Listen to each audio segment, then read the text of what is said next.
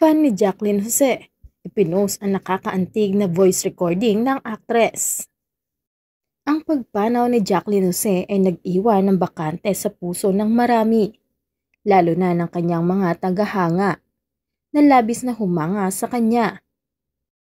Sa isang nakakaantig na pagpupugay sa yumaong aktres, isang fan ang nagbabahagi sa social media ng isang nakakabagbag damdaming voice recording ni Jacqueline, na nagpapaalala sa lahat ng kanyang kabaitan. Sa isang post sa TikTok, ini-upload ng taga-suporta ni Jacqueline Jose ang voice recording at ipinakita nito kung gaano siya ka-caring.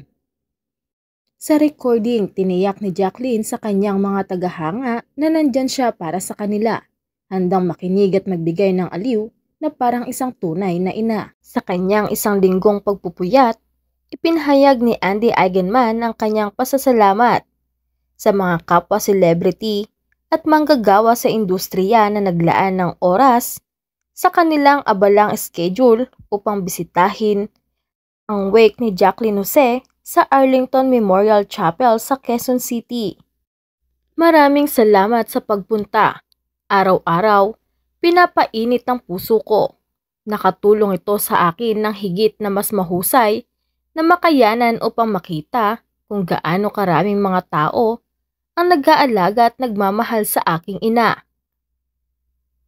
Lalo na alam ko kung gaano kalaki ang puso ng nanay ko. Sa buong buhay niya, ito ay palaging tungkol sa pag-ibig. Ito ay palaging tungkol sa pagbabahagi ng pag-ibig, pagiging madamdamin tungkol sa pag-ibig, pagmamahal sa lahat ng tao sa paligid niya. Kabilang sa mga celebrity na nagpakita ng kanilang paggalang kay Jacqueline Jose ay sina John Arcilla, na inilarawan ng aktres bilang kaibigan sa sino man, at ang aktor turned lawmaker na si Robin Padilla, na naalala kung paano niya inaliw ang kanyang anak na si Kylie. Ang iba pang celebrities na nalungkot sa pamilya ng aktres ay sina Jake Ejercito, ang dating siga ni Andy Eigenman, at ama ng apo ni Jacqueline Jose na si Ellie. Ang mga kapatid ni Andy Eigenman sa ama na sina Gabby at Sid Lucero, Alden Richards, Janine Gutierrez, Coco Martin, Ivana Alawi, Gladys Reyes, at Ami Austria. Kinuha ni Andy sa social media at nagbahagi ng mga snap at clip na nagpapakita ng mga snippet ng kanilang pananatili. As seen in her post, the celebrity mom went for a jog with Pilmar Alipayo.